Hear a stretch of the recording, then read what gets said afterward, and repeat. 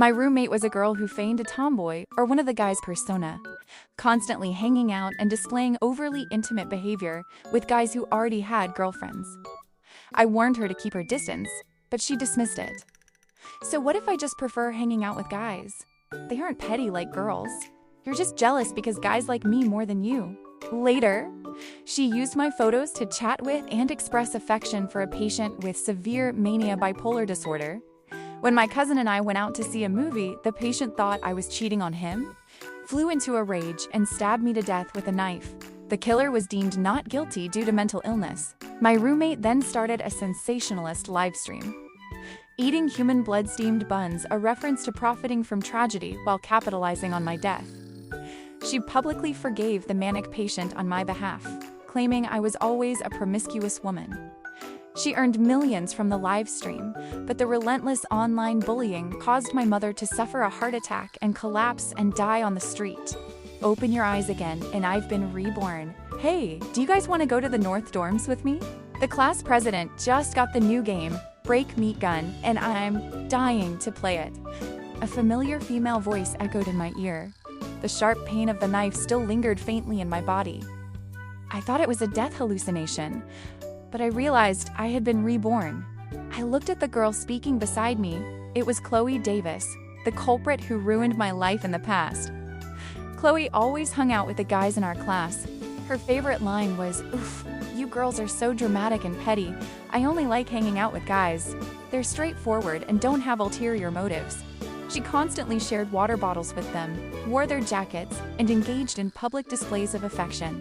Since many of these boys had girlfriends, I advised her, we're all in the same class. We see each other every day. If you cause misunderstandings with their girlfriends, it will be awkward for everyone later. I never expected my well-intentioned advice to be perceived as jealousy. Maya, are you extremely jealous because I'm popular with the boys? But your jealousy is useless. Guys won't want to hang out with someone manipulative like you. Chloe spoke with contempt. I thought it was just a typical roommate argument, but my kind advice had planted a seed of hatred in her heart. She secretly used my art photos to chat with a manic patient, revealing all sorts of private information about me and eventually confessing love to him. The patient, using my information, tracked me down at the university. Coincidentally, my cousin came to visit that day to see a movie, which the patient misinterpreted as me cheating on him. He immediately had an episode, grabbed a vegetable knife from a nearby fruit stand, and killed me.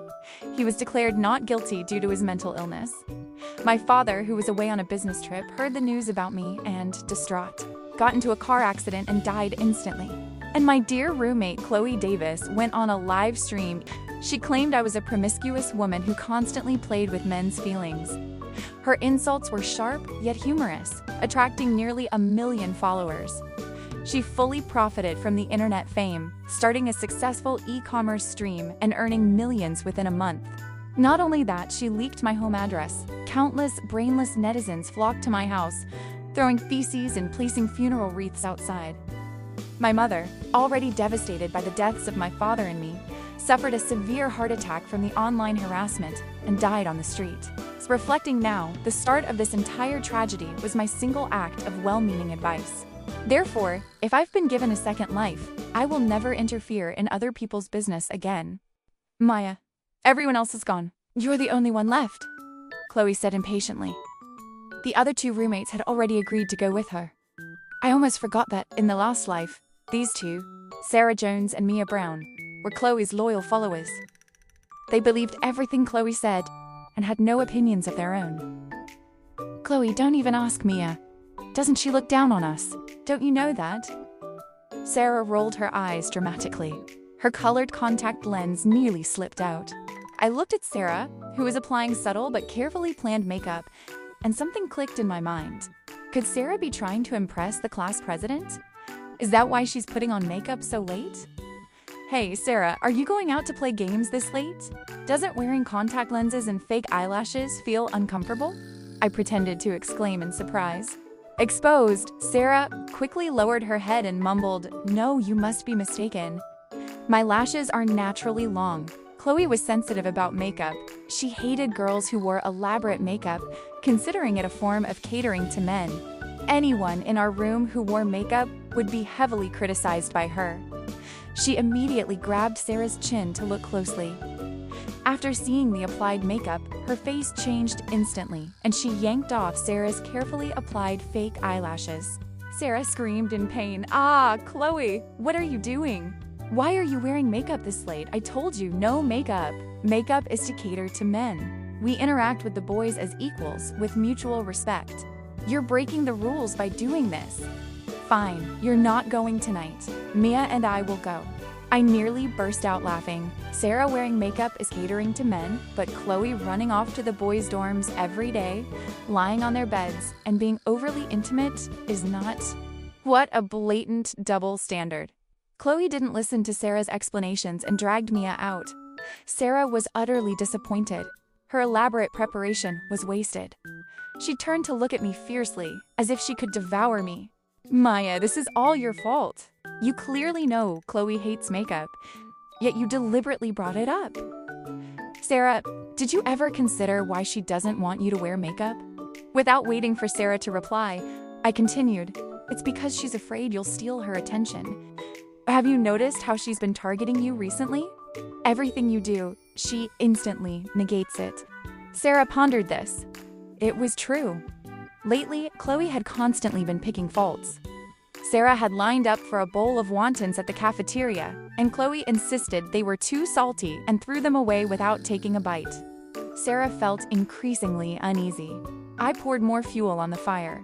"Sarah, did you tell Chloe your little secret that you like the class president? That's when she started targeting you." Sarah's cheeks flushed. "How did you know I like the class president? Besides, what does my liking him have to do with Chloe targeting me?" "Sarah, you're so naive. Can't you see that Chloe likes the class president too? She runs to his dorm every day, only lies on his bed, and is always trying to share water bottles with him. Do you really think she wants to be just one of the guys? She's fooling you." Hearing my words, Sarah became furious. I considered her a sister and told her everything, and she treats me like this. Having successfully sown discord, I quietly returned to my seat and started reading. An hour later, Chloe and Mia returned, enthusiastically discussing the recent game. They were completely unaware of Sarah's dagger-like gaze. "Chloe, you fraud." Sarah's actions were too swift. By the time I reacted, her slap had already landed. The room fell silent. Chloe froze for a few seconds, seemingly unable to believe that Sarah, who was always so easily intimidated, dared to strike her.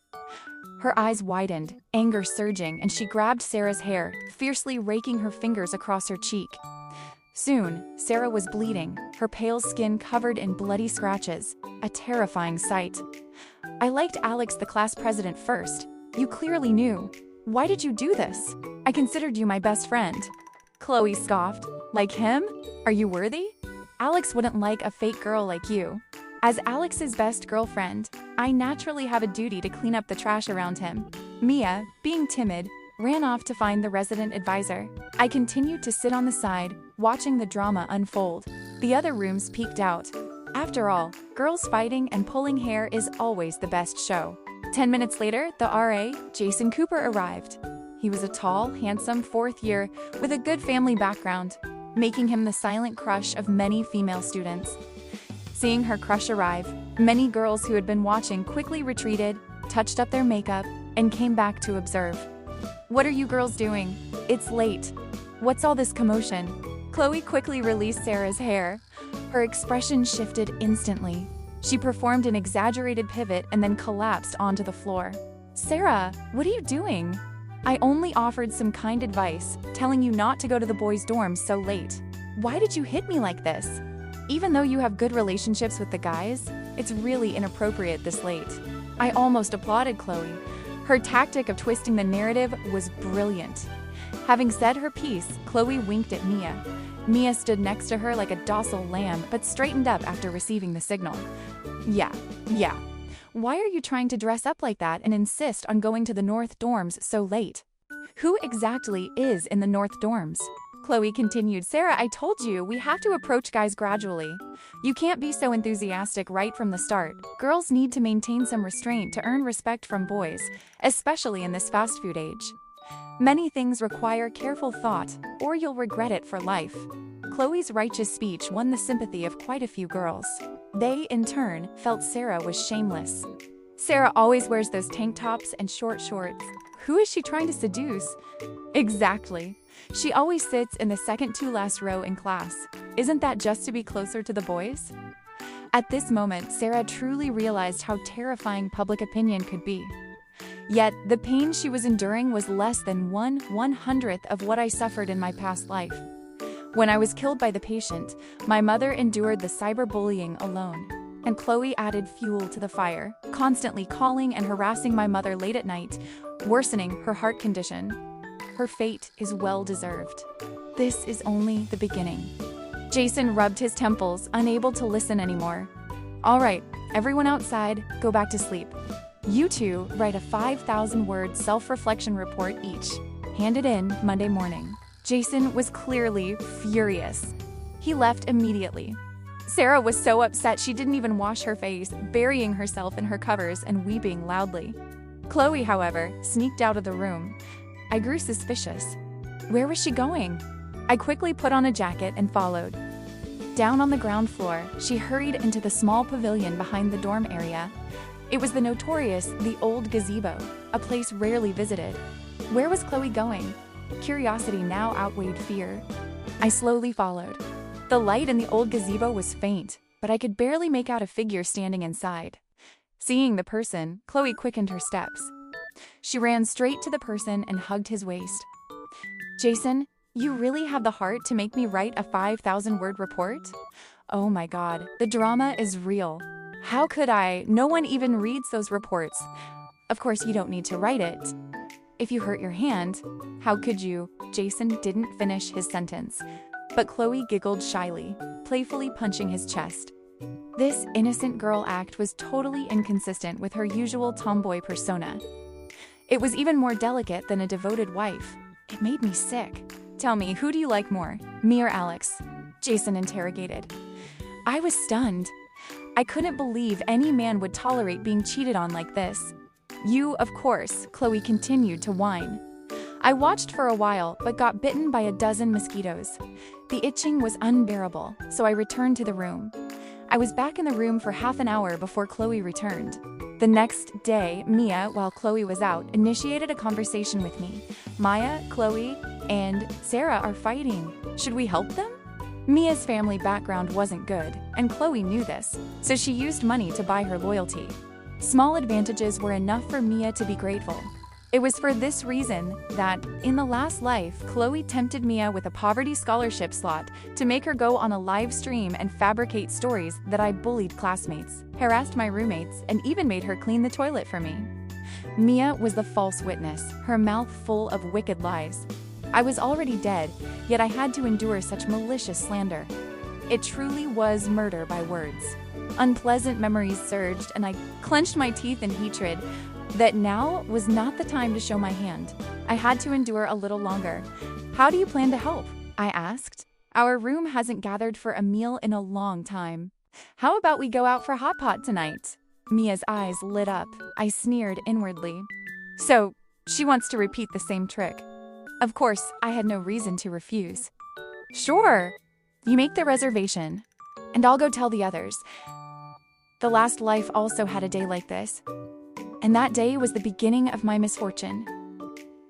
It was supposed to be a room gathering, but Chloe invited many guys from the class. She sat among the boys, drinking enthusiastically with them. When the wine was flowing, she came over and insisted I drink a glass with her, saying that if I just drank this one glass, all past unpleasantness would be forgotten, and we would still be good friends. I thought Chloe was voluntarily offering me an out, so how could I refuse? We still had to live together for 4 years, so I took the glass and downed it in one go. Turned out Chloe had put a drug in the drink. Once the drug took effect, she pushed me toward the sleazy fat guy in the class, Tom Wilson. He groped and took advantage of me. Chloe and the other boys watched coldly, saying I was promiscuous and shameless. From then on, my classmates treated me coldly. After the manic patient killed me, they all came forward to testify that I was indeed a loose and easy woman. Some even released the video of that night, my flushed face falling onto Tom's shoulder. What good intentions? It was clearly malicious revenge. That evening, Chloe indeed brought a bunch of guys from the class to the hot pot restaurant. The sleazy Tom Wilson was among them. The moment he entered, his eyes were glued to me. The boys around them chimed in, pushing him into the seat next to me. Tom chuckled obscenely a few times. His face was slick with grease, and a disgusting smell enveloped me. Chloe said generously, "This is my roommate, Maya. You guys have fun talking. Maya, this is my brother Tom. He's super good at games. You can ask him to carry you." Tom's beady eyes looked at me, grinning maliciously. "Maya, you can come to my room to play." "Whoa, you just met her and you're already inviting her back to your room? Go, Tom," someone chimed in teasingly. The rest burst into malicious laughter. I felt a little sick. I said nothing, just watching their performance. Chloe walked over from the group of men. "Hey Maya, you and Tom are getting along so well. Why don't you have a cross-cupped drink?" As soon as she said this, the classmates cheered. "Drink a shot, drink a shot." Tom quickly poured a glass of liqueur and placed it on the table in front of me, then poured one for himself. "Maya, look how many people are here. We're not spoil sports. Give me face and drink this with me." In a previous life, I truly couldn't bear to refuse, so I fell into their trap. Chloe pushed the glass toward me. "Maya, are you going to ignore my request entirely? That's embarrassing." I smiled, picked up the glass. "I can drink it, but I have to drink a toast with you first, Chloe." I pushed the glass back toward her. Chloe stared at the drink, her expression unchanged, and said awkwardly, "Maya, I've been feeling under the weather lately and taking antibiotics. I really can't drink today." I said nothing, just held the glass and looked at her. Her expression shifted. "Maya, if you insist I finish this drink, then I guess I have to. After all, we're best friends." She took the glass, intending to down it in one go. Just then, Alex, the class president, stepped forward and snatched the glass, saying sweetly, "Chloe, you're on medication. You shouldn't drink. Why are you forcing others? You're all classmates and roommates. How can you do something so unethical? You were just bullied by your roommate in front of everyone. You're too naive." Naive. What a blind and stupid man. As soon as the class president finished, Chloe's close friends immediately defended her. "Yeah, how could she do that? Girls are so manipulative." Sarah ground her teeth, seeing the class president defend Chloe again. I raised a glass of tea. "Chloe, I wasn't forcing you to drink. If you can't, just use tea instead of alcohol." Chloe visibly relaxed when she saw me put the liquor glass down. She took the cup of tea from my hand and generously downed it in one go. After she finished the tea, I also finished the liquor on the table. Tom was still foolishly expecting me to do a cross-cupped drink with him, so he was excitedly watching me. He was surprised I drank it myself, but as long as I drank it, the effect would be the same. Thinking this, he settled down, happily gnawing on a Trotters. I continued to play on my phone, not touching a single bite of the food on the table. Chloe occasionally glanced at me, highly suspicious as to why I was still so sober. But suddenly, she felt something was wrong herself. Her face immediately turned red like a pig's liver, her lips pursed, and she clutched her abdomen in obvious pain. She realized something was off, but it was too late, and she immediately stood up. The hot pot on the table was bubbling, and the butter smell was strong. But suddenly, an unbearable stench wafted from an unknown corner. The people eating froze, immediately covering their noses. "Which motherfucker just took a dump?" someone roared. Very quickly, standing Chloe attracted the attention of those around. "Whoa, you reek. Did you just shit your pants?" "What? Don't slander me. I'm going outside to make a call. Move!" Chloe tried to maintain her composure. The straightforward guy leaned close and sniffed Chloe, then immediately vomited the spicy beef and lettuce he had just eaten. "Holy shit! It's you! Chloe, did you soil yourself? That's disgusting!" Chloe was about to explain it wasn't her when a loud, foul fart echoed from her rear. The boys scattered like frightened birds. The class president, who had just defended her, ran the fastest, already outside the hot pot restaurant. The hot pot owner had a large golden retriever. The dog smelled the odor and ran over. It probably thought food had arrived and started attacking Chloe's, but with its snout. Chloe screamed for the dog to go away, but the dog loved the smell of the feces. As she screamed, the abdominal pressure increased and several more foul farts rang out continuously. I took out my phone and recorded everything. It was utterly spectacular. The stench inside was unbearable. We all ran outside. The owner smelled the problem, but she still had other customers, so she could only ask her middle school son to check if the restroom was clogged. As the boy entered, Chloe probably had another episode and let out another load, scaring the boy to death. "Big sister, can you please stop pooping? I'm scared. How could Chloe control it?" I had put the strongest laxative, the kind used for colonoscopies, in her cup of tea, and I hadn't actually swallowed the wine. I'd spat it out onto the ground earlier. The smell spread so quickly that the entire hot pot restaurant was filled with Chloe's stench. Customers scattered. The owner was furious and chased Chloe out of the restaurant with a broom. Chloe tried to find help, but no one paid any attention to her. That night, the university's anonymous confession page posted a video. The video of Chloe shitting herself at the hot pot restaurant. Countless people shared it wildly. She was nicknamed a Uni's Queen of Poop. The comment section was even more spectacular. "My God, I was there. It smelled so bad I threw up what I ate the day before." Chloe disappeared for the entire night. I don't know if she went to Jason to cry. The next day, Chloe returned to the room and immediately confronted me. "Maya, you did this, didn't you? How could you be so vicious?" "Vicious? I only gave her a stomachache. You wanted me to be groped by the fat guy and have my reputation ruined? I only gave her a taste of her own medicine. Where's your evidence? Where's the proof that I hurt you? Don't make wild claims without evidence. Spend your time taking more showers." I covered my nose, pretending to smell something awful. Chloe couldn't provide any evidence. The private room in the restaurant didn't have cameras. Mia whispered, "Did you really do it, Maya?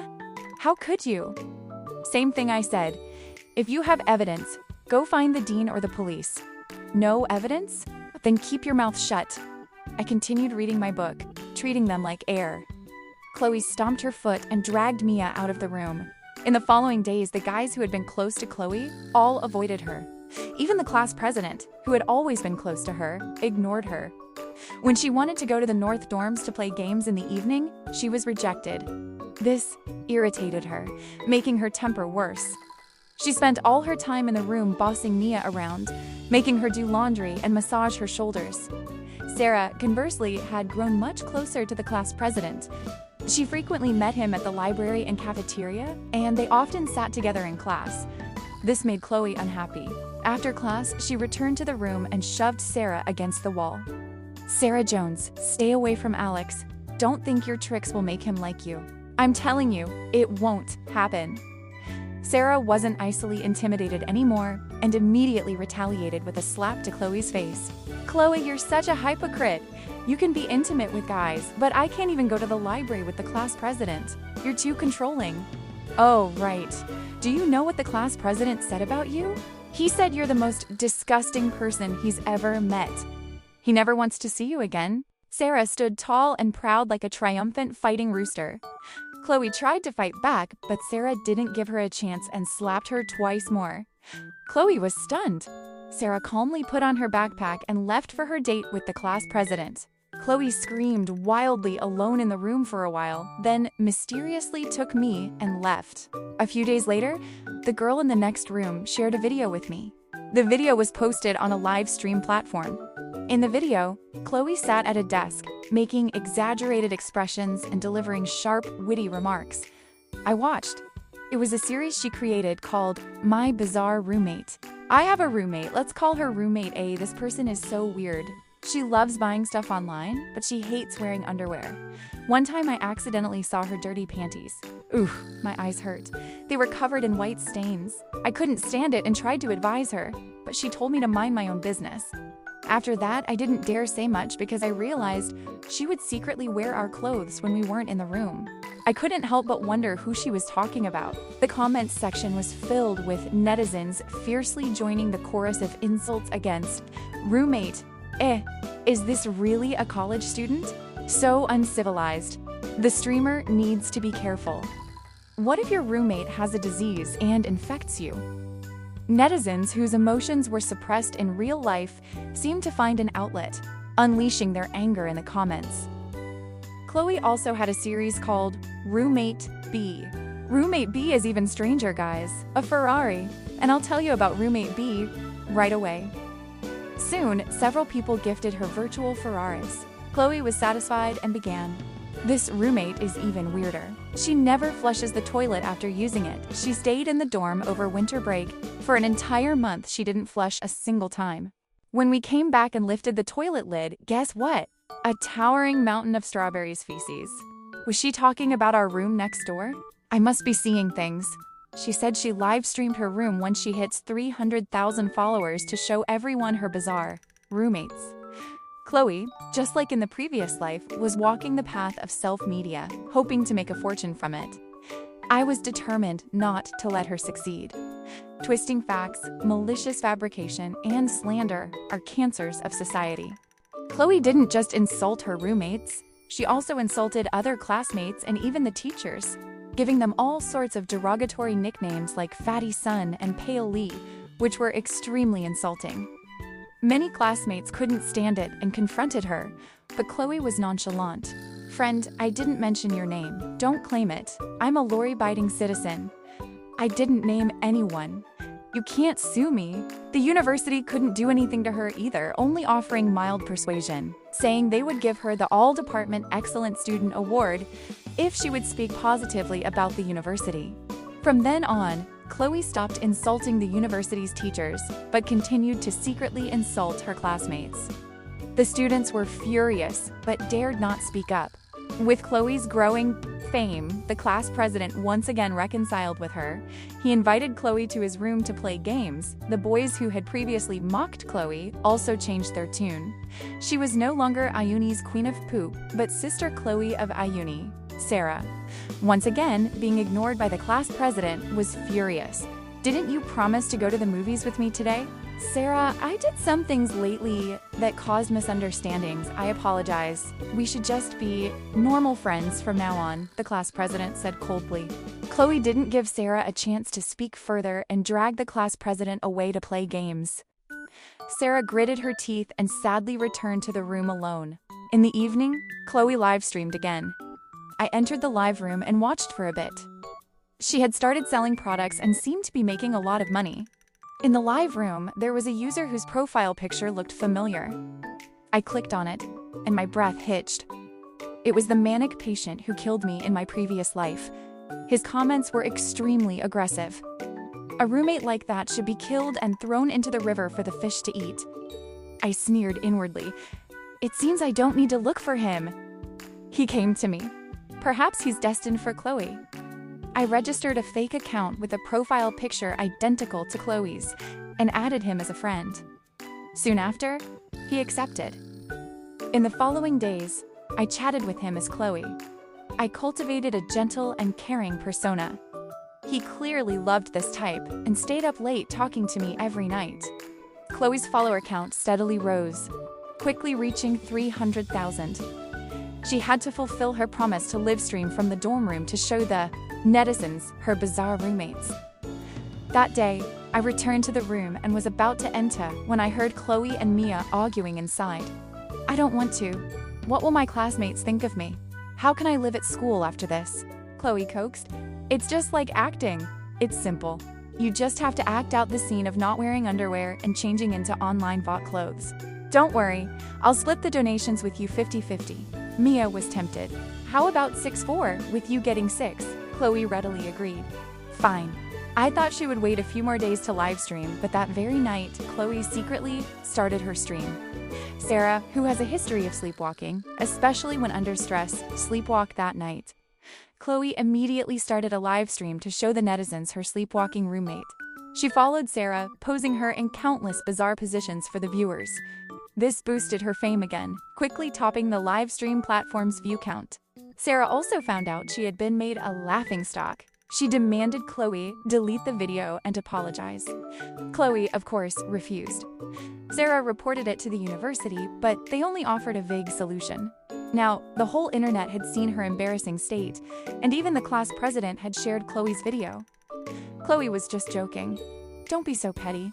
Besides, you were wearing clothes. Nothing was exposed. Why are you so sensitive?" the class president said coldly. Sarah realized no one could help her. She could only swallow her anger. Soon came the day of Chloe's live stream. Mia cooperated, buying a pile of new clothes. Chloe waited until the live room had 200,000 viewers before starting the stream. Mia was truly desperate, completely following Chloe's demands, not wearing underwear and changing into the new clothes. Furthermore, Chloe didn't cover Mia's face. Immediately, students from our university found Mia's personal information, class, name, age, and contact details. Even many vulgar men commented, saying they wanted to pursue Mia, claiming they liked that type. The live room's popularity topped the charts. Chloe earned another huge sum. The live stream quickly ended. Mia also discovered she was a victim of vicious cyberbullying. Even the university's confession page was filled with screenshots of her in the video. Classmates called her a filthy girl. Get out of the university. We don't need a shameless person like you. This girl clearly has mental issues. She needs to get checked into a hospital immediately. Mia's fingers trembled. Chloe, didn't you promise you wouldn't film my face directly? Why do they all recognize me? Chloe shrugged. Oh, don't worry about those details. You're famous now. You can start selling products too. You can't be so ungrateful. Just then, Mia's phone rang. It was the dean. Mia, your poverty scholarship for this year has been revoked. You need to reflect on the negative influence you've brought to the university. Mia's grip loosened, and the phone dropped to the floor. So, what if you lost the scholarship? You can earn money from live streaming and much more. Chloe dismissed it. Mia's phone rang again. This time, it was her mother. Mia, how could our family raise a shameless daughter like you? Don't ever come home again. We're cutting you off. Mia hung up, screamed, and ran out of the room. Chloe chuckled coldly, unconcerned. A few days later, Mia dropped out of school. Perhaps her self-esteem was too high. She simply couldn't bear the stares from her classmates and teachers.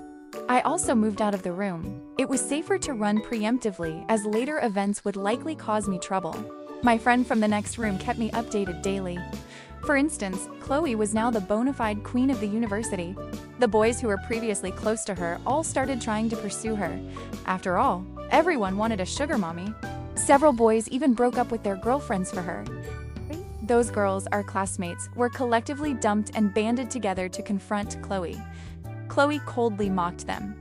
In the end, it was their ex-boyfriends who dragged them away. There was another huge drama. The RA, Jason Cooper, and the class president, Alex, got into a violent fight in the cafeteria, literally brawling to win Chloe. Alex was utterly defeated. Chloe left with Jason, essentially making their relationship public. That evening, I checked Chloe's live stream account. She had indeed changed direction. She switched from insulting her roommates to a full-time, study-at-home influencer, focusing on supporting her boyfriend as he prepared for his second graduate school entrance exam attempt. It turned out Jason had failed the exam and was a year behind. Now, he had a lifeline, relying on Chloe's popularity for income. I hadn't spoken to the manic patient, Hank, for several days. Hank grew anxious because he, too, had seen that I now had a boyfriend. He sent me terrorizing messages, demanding I break up immediately, or he would show me the consequences. I deliberately provoked him with a few messages, further fueling his hatred for me. Additionally, I posted a few photos of the apartment complex Chloe was renting onto my fake account's Moments. Then all I had to do was wait silently. Not long after, Chloe live-streamed saying she felt like she was being followed recently. The stalker followed her to the supermarket, and it was tough to shake him off. She conveniently boasted about her relationship, saying her boyfriend had been hitting the gym, and if she encountered the stalker again, he would definitely smash his head in. I knew the manic patient had been completely enraged. Chloe was like a grasshopper in late autumn. She wouldn't be able to jump much longer. Sure enough, not long after, news of a female streamer being murdered spread across the internet. The streamer was Chloe Davis. I watched the video of her murder. Her boyfriend, Jason Cooper, was right there beside her.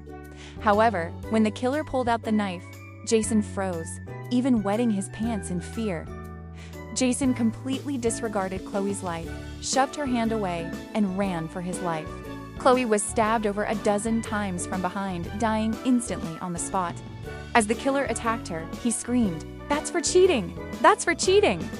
The killer, being a mental patient, was declared not guilty. Chloe's family went to the university and caused chaos, but the university successfully deflected responsibility. They then confronted Jason Cooper, calling him heartless for running away and not saving her. But Jason fired back, accusing Chloe of being shameless and a two-timer. Why did the killer only target her and no one else? Isn't it because she was promiscuous? The boys who had been close to Chloe, led by the class president Alex, collectively went online to slander Chloe, claiming her private life was a mess and she constantly provoked issues between them and their girlfriends. A few days later, everyone knew the female streamer was murdered because she was cheating on multiple men. People cursed her, saying she deserved to die. Who told her to play with people's feelings?